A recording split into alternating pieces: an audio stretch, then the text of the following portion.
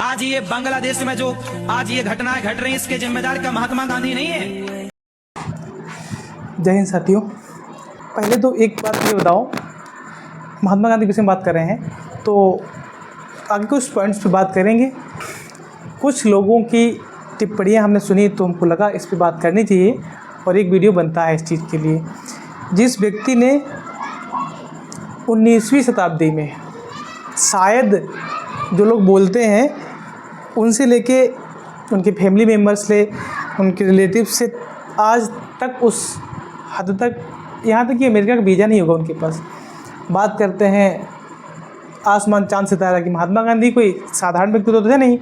अब कोई मुँह उठाया, हमसे एक लोग बहस कर रहे थे कि महात्मा गांधी ने देश का विभाजन कर दिया, उनको इतने पैसे दे दिए। ये तो अंग्रेज़ों की चाल है। पहली बात तो ये है। महात्मा गांधी की जहाँ तक अगर हम बात करते हैं तो अंग्रेज़ सरकार, उसमें पूरे विश्व पे छत्र राज था अंग्रेज़ों का। तो उनके सामने बैठने की औकात जिस व्यक्ति को थी, वो आज आपके पास इतनी भी औकात नहीं है। कहीं अगर रास्ते में गई, मतलब आजकल सीधी सी बात है, लोग गाड़ी जाते रहते हैं बाइक आगे पे, अब किसी कागज़ पूरे होते नहीं हैं। अगर किसी को देख लेते हैं तो वहाँ पर एकदम खड़ी कर देते हैं। एक सिपाही और होमगार्ड से बात करने की जब आपको हैसियत ना हो तो उस व्यक्ति से क्यों बात करते हैं? जो आदमी अनेक देशों पे जिसका राज हो, उस व्यक्ति के सामने बैठने की, बोलने की, और अपने शर्त रखने की सामर्थ्य हो, उनका विरोध करने की सामर्थ्य हो, उनके सामने अनशन कर रहा था। पता नहीं कितने आंदोलन किए, उनको उनकी औकात दिखाई। एक बार अमेरिका दक्षिण अफ्रीका में गए थे, वहाँ जो भेदभाव था, वहाँ भारतीय लोग भी रह रहे थे, उनके साथ जो पक्षपात था उसके खिलाफ वो व्यक्ति उस विदेश में भी मतलब अनशन करने के होड़ में लग गया, अनशन करने लग गया।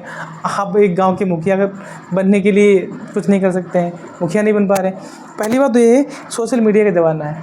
उस व्यक्ति के नाम से आज से 70-80 साल पहले एक कोई साधन तो था नहीं, कोई सोशल मीडिया का जमाना नहीं था, और हम लोग वैसे भी स्वतंत्र भी नहीं थे। तो जैसे तैसे इतनी बड़ी पॉपुलेशन को जगाना, जागृत करना कैसे पॉसिबल हो सकता है? अगर आप मोबाइल और पीसी, लैपटॉप, मोबाइल, जो भी इंटरनेट की दुनिया है इसको छोड़ दें, आप भी आज कोई भी आपको जानकारी शेयर करनी है, आप नहीं कर पाएंगे। तो पहली बात तो उनकी एक कठिनाई देखो, उस समय उन्होंने पूरे भारत को एक यूनियन में लिया और उनको एक करके तो हमको यहाँ तक ले आया। सबसे बड़ी बात लड़ना नहीं होता है कि हमने लाठी, महात्मा गांधी लाठी नहीं चलाई।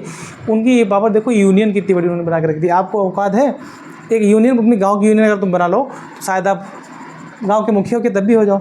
तो बहुत सहयोग रहा है। और सबसे दुखद घटना, महात्मा गांधी को उनको झकझोरने के लिए उन्होंने बहुत ही बड़ी एक केसर ए हिंद की उपाधि दी जाती है। केसर ए हिंद की उपाधि महात्मा गांधी को अंग्रेज़ों ने उनके बहुत महान व्यक्ति को ही दी जाती है, उनको उनकी स्पेशलिटी को समझ के दी।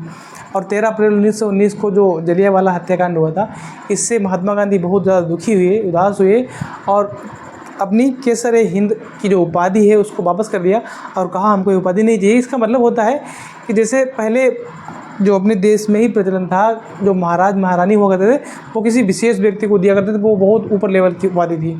तो इसका मतलब यहाँ तक कि हो सकता है किसी देश का कोई सम्राट होना, ठीक है, किसी देश के लेवल का कोई सम्राट होना, उसको केसर ए हिंद की उपाधि उस लेवल पे दी जाती है, मतलब उपाधि के तौर पे, ना कि सम्राट या बन जाता है वो। तो वो उपाधि उन्होंने वापस कर दी थी। और भारत छोड़ो आंदोलन में उन्होंने बहुत बढ़ चढ़ के भाग लिया। ये नहीं लोग कहते थे महात्मा गांधी ने किया क्या है। अरे आप एक पर्पज में अच्छे से वर्क नहीं कर पा रहे हैं। उनका पैसा राजनीतिक था, राजनीतिक थे, बैरिस्टर थे, पत्रकार थे, दार्शनिक थे, लेखक थे।